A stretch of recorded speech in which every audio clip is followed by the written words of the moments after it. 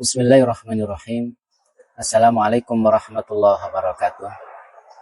Bapak Ibu sekalian, kali ini saya akan mencoba menguraikan atau mengekspresikan barangkali ya. Saya tidak cukup yakin benar, tetapi saya pikir saya juga punya beberapa landasan untuk berbicara hal ini. Yaitu terkait tentang perbedaan antara dakhala biha dan dakhala alaiha. Ini mungkin bagi sebagian pendengar cukup mengagetkan berbicara tentang ini, yaitu tentang dakhala biha, yang tentu saja bagi para peminat studi Islam sudah tahu artinya ya.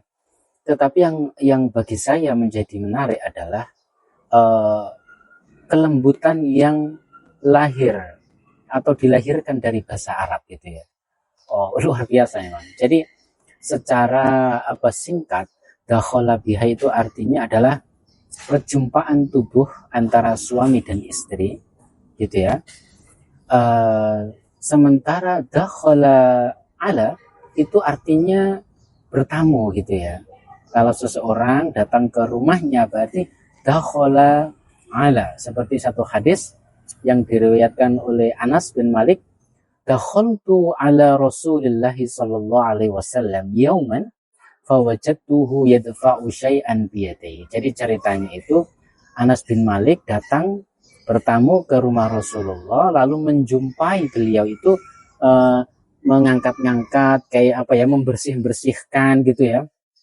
Yadfa'u itu menolak-nolak gitu ya, artinya ya mungkin dalam arti mau membagi-bagikan barangkali ya. Beberapa benda dengan tangannya gitu ya. Kalau dalam konteks ini itu dalam konteks zuhud. Jadi Rasulullah lantas ditanya, loh itu kenapa Rasulullah kok mau dibagi-bagikan seperti mau dibuang itu? Iya, ini harta-harta itu datang sendiri ke saya, teko dewe jen. Aku ndak pingin dibuat terlalu sibuk dengan harta-harta itu, mau aku bagikan, kira-kira gitu ya. Tetapi fokus bukan pada kandungan hadis itu, tetapi penggunaan bahwasanya dakhala ala itu artinya bertamu gitu ya. Sementara dakhala biha itu artinya bersenggama gitu ya. Itu kok dakhala itu artinya masuk, tetapi ketika ditambah ala itu menjadi demikian artinya. Ketika ditambah bi itu menjadi demikian artinya, atau ketika menjadi ditambah ala artinya bertamu gitu ya. Kok bisa gitu ya? Itu yang buat saya kok menarik dan saya ingin share gitu ya. Oke. Jadi dakhala bi itu kalau dilihat ya, kalau berkaca dari misalkan dalam Al-Qur'an wabil walidaini ihsana. Kalau terjemahan kita menyatakan dan terhadap kedua orang tuamu berbuat baiklah. Sebenarnya ini menurut Pak Kures, terjemahan ini tidak sepenuhnya benar, karena yang lahir di situ adalah bi. Sementara bi kan ya salah satu maknanya yang cukup dekat dengan pendengaran kita adalah dengan gitu ya. Jadi kalau maksudnya itu kalau terhadap itu kan seakan-akan butuh banget gitu ya orang tuanya, atau kalaupun tidak butuh itu kayaknya itu anak itu menjadi kok berjasa banget berbuat baik gitu. Terhadap itu kan seakan-akan ada jarak gitu loh, dan yang ngasih tentunya terkesan lebih tinggi, padahal hubungan kedua orang tua dengan anak itu adalah hubungan timbal balik gitu ya. Pada saat yang sama memang anak mengasih, tetapi pada saat yang sama, nggak kurang-kurang. Orang tua itu mengasih dari lahir, bahkan mungkin sampai dewasa, dan bahkan sampai ketika dia setelah menikah, nggak kurang-kurang. Bahkan orang tua itu jimatnya anak itu sendiri gitu ya. Nah, jadi ya saling mengasihi lah gitu ya. Jadi penggunaan bi di situ itu merupakan hubungan timbal balik gitu ya, antara orang tua dan anak gitu loh. Jadi orang tua yang ngasih, anak yang ngasih, bukan kok hubungan yang subordinat gitu, subordinal gitu ya. ada subordinasi enggak. Jadi itu hubungan timbal balik. Karena itu menggunakan kata bi wabil walidaini ihsana gitu ya. Ya itu satu hal terkait wabil walidaini ihsana itu juga ya itu betapa lembut bahasa Al-Qur'an menggunakan kata bi itu agar timbul dalam benak anak bahwasanya betapapun besar kebaikan yang kamu berikan kepada orang tuamu, sesungguhnya itu tidak ada artinya. Maksud saya, tidak akan mampu membalas segala kebaikan yang telah diberikan orang tuamu kepadamu, kepada anak maksudnya. Jadi itu yang kedua. Tetapi yang ingin kita ambil dari kalimat wabil walidaini ihsana, terutama penggunaan bi adalah bahwasanya penggunaan bi itu menunjukkan ada hubungan timbal balik. Maka ketika bi ini kita transplantasikan kepada dakhala bi, jadi meskipun dakhala bi itu fa'ilnya adalah sang suami biha dan maf'ulnya adalah seorang istri, itu ya sebagaimana diketahui ya secara umum dan secara dunia medis juga mengatakan bahwasanya dalam hubungan ad-dukhul biha itu bukan hubungan yang subordinal, tetapi hubungan yang timbal balik, dan itu ya sangat melukiskan esensi dari hubungan suami istri tadi.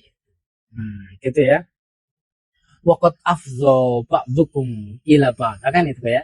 Kalau dalam Al-Qur'an, dan telah kamu tumpahkan segala cara. Afdha itu fadhaan itu sesuatu yang terserah kamu selain yang dilarang gitu. Afdha itu fadhaan itu masuk angkasa gitu. Jadi waqad afdha ba'dukum ila ba'd. Itu ba'dukum ila ba'd bukan hanya suami saja, bukan hanya istri saja gitu ya. Jadi sedemikian luar biasa sekaligus lembut Al-Qur'an dalam mengekspresikan hubungan fisik suami istri itu dengan kata dakhala biha, ad-dukhul biha.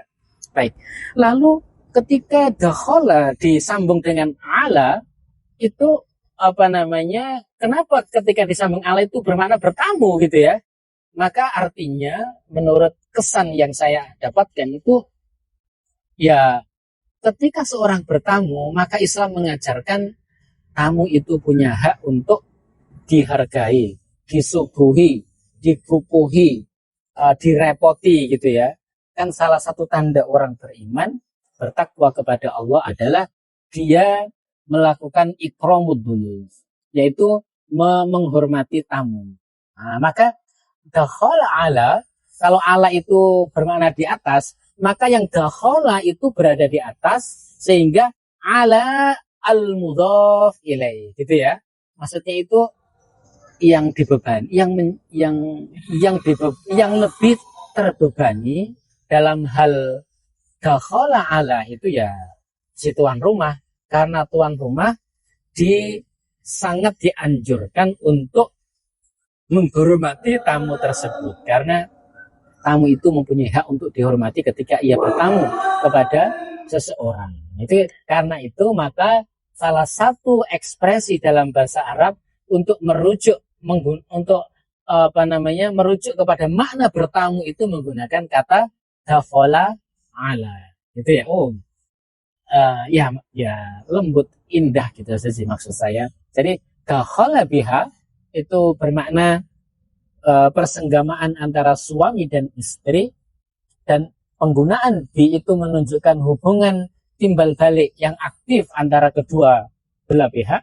Sementara dakhala ala itu penggunaan ala menunjukkan ada sedikit beban lebih bagi tuan rumah untuk menghormati tamu yang datang kepadanya. Baik, ini menjelang maghrib, semoga bermanfaat.